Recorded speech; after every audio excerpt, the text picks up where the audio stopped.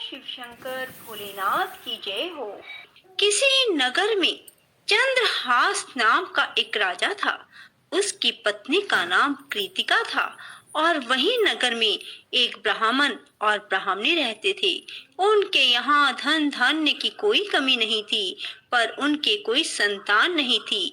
इस वजह से वे बहुत दुखी थे। एक समय एक तपस्वी उस नगरी में आया। वह तपस्वी उस ब्राह्मण के घर को छोड़कर सभी घरों से लेकर भोजन करता, पर वह रूपवती से भिक्षा नहीं लेता था। एक दिन जब तपस्वी ने किसी अन्य घर से भिक्षा ली और गंगा के किनारे जाकर प्रेम पूर्वक खाने लगा, तब धनेश्वर ने तपस्वी के सभी कार्यों को करते देखा और अपनी भिक्षा के अनादर को देखकर धनेश्वर तपस्वी से जाकर बोले, आप सभी घरों की भिक्षा लेते हैं, पर मेरे घर से भिक्षा क्यों नहीं लेते? तब तपस्वी ने कहा, जो निसंतान हो उसके घर की भिक्षा बड़ी पापदायिनी मानी जाती है। पतितों का अन्न खाने से मनुष्य आप भी पतित हो जाता है। क्योंकि तुम निसंतान हो, इसलिए मैं तुम्हारे घर की भिक्षा नहीं ले सकता। धनेश्वर ने तपस्वी के पैर पकड़ लिए और बोला, मुझे आप पुत्र प्राप्ति का उपाय बताइए, मेरे इस दुख को खत्म करें। आप मेरे दुख को खत्म करने में समर्थ हैं। तब उसके द्वारा प्रार्थना करने पर तपस्वी कहने लगा, तुम चंडी की आराधना करो। और आकर उसने ब्राह्मणी को सारी बात बताई और खुद चंडी की तपस्या करने के लिए वन में चला गया। उसने चंडी की उपासना की, उपवास किया और 16वें दिन उसे चंडी ने दर्शन दिया और कहा कि तुम्हारे पुत्र होगा, पर वह 16 वर्ष का हो जाएगा तो मृत्यु को प्राप्त हो जाएगा। पर यदि तुम 32 पूर्णिमा का व्रत करोगे तो वह दीर्घायु प्राप्त करेगा।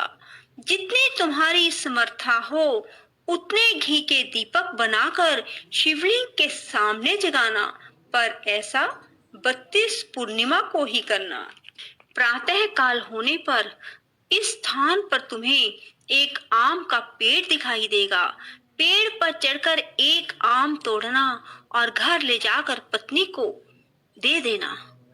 अब वह स्वप्न से जागा और पत्नी को सारी बात बताई। स्नान करके पत्नी को खिलाना। प्रातः काल होने पर इस स्थान पर तुम्हें एक आम का पेड़ दिखाई देगा। पेड़ पर चढ़कर एक आम तोड़ना और घर ले जाकर पत्नी को सारी बात बताना और स्नान करके पत्नी को खिलाना। उसके संतान होगी।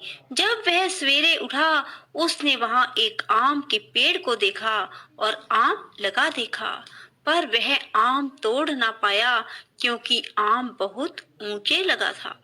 और गणेश जी से प्रार्थना करने लगा कि हे गणेश जी, मेरा कार्य सिद्ध करें और मैं अपना मनोरथ पूर्ण कर सकूं। गणेश जी की कृपा से धनेश्वर पेड़ पर चढ़ गया और उस फल को देखा। उसे महसूस हुआ कि ये तो वही वरदान वाला फल है, और उसने तोड़ा और पेड़ से नीचे उतर आया और फिर घर जाकर उसने अपनी पत्नी को दिया।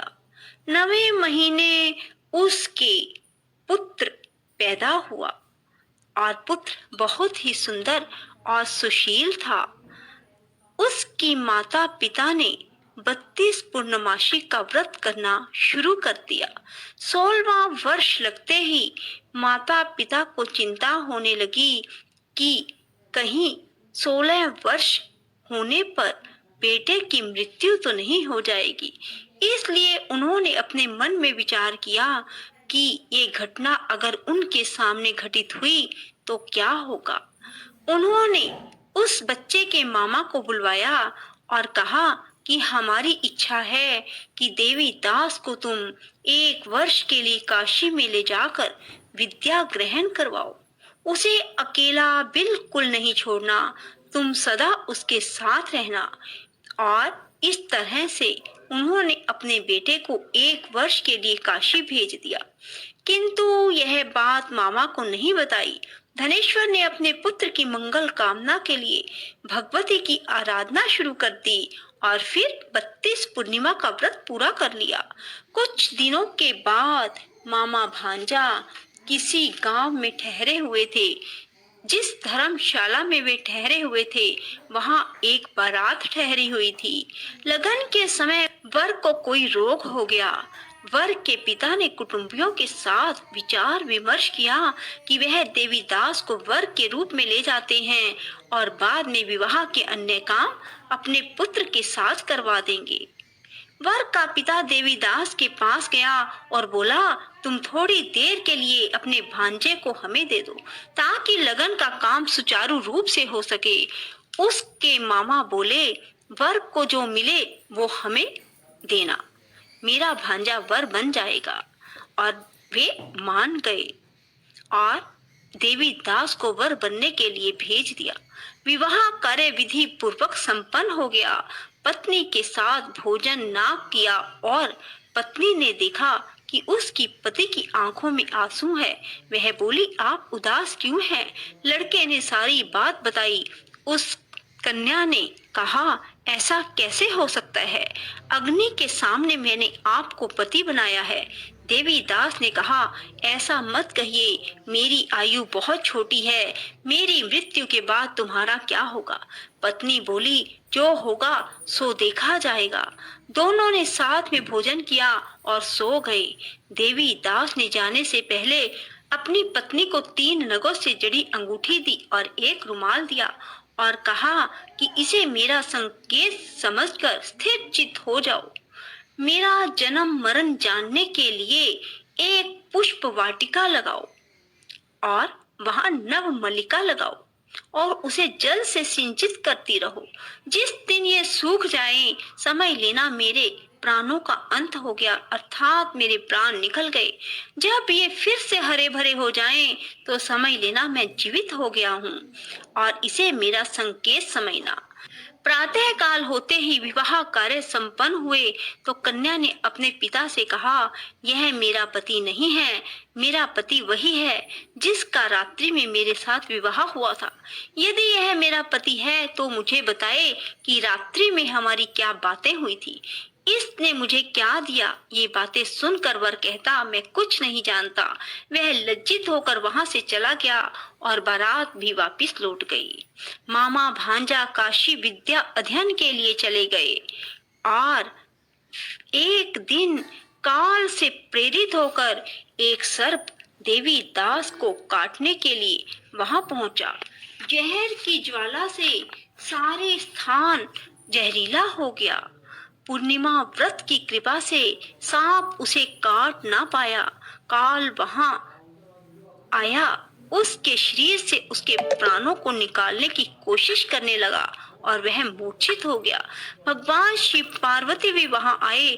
उसे मूर्छित दशा में देखकर माता पार्वती ने शिव जी से कहा, इसकी माता ने 32 पूर्णिमा का व्रत किया था, इसे प्राण दें। भक्त वत्सल भगवान ने उसे प्राण दान दिए। व्रत के प्रभाव से काल को भी पीछे हटना पड़ा। उसकी स्त्री उसकी प्रतीक्षा करती थी। उसने देखा कि पुष्प वाटिका में कुछ भी ना रहा और साथ ही देखा कि सब हरा भरा हो गया। ऐसा देखकर मैं बहुत हर्षित हुई और अपने पिता से बोली, पिताजी मेरे पति ठीक हैं, उन्हें ढूंढिए। उधर मामा भांजा भी 16वां वर्ष पूरा होने पर काशी से वापस चल पड़े और कन्या के घर पहुंच गए। कन्या ने अपने वर को पहचान लिया।